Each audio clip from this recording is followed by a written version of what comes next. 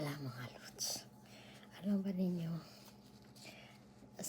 bago ako naging isang content creator, yung ginagawa ko, kinakapi ko yung mga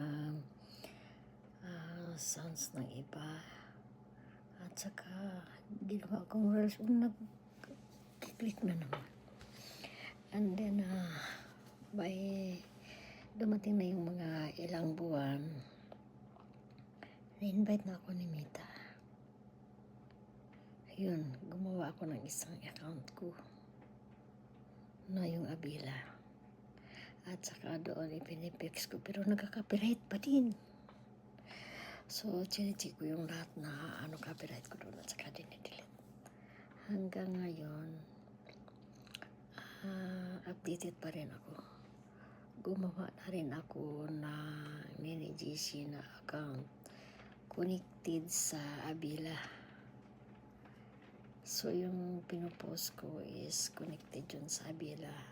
Then, after that, may YouTube channel ako na nilagay sa account ko. Hindi ko ma-open. Hanggang nasa Nene GC ko na account.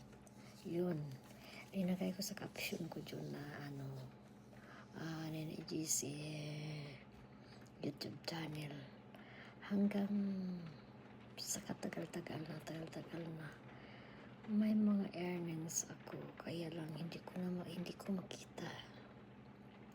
Tapos hindi ko akalain na nagkiklik sa cellphone ko na invite ako na gumawa ng YouTube channel. Yun, gumawa ako ng YouTube channel, nag-alala din ako dahil yung mga upload ko is nasa issue. So, kailangan kong gumawa ng channel official ko at saka studio. Kailangan ko kumuha ng studio channel sa Facebook. Ngayon nakaka-trouble.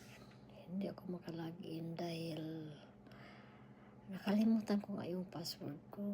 Since how many days nakalimutan ko yung password ko, nagagawa ako ng new password. Ay, forgot ko nga. Hindi nga magka-click.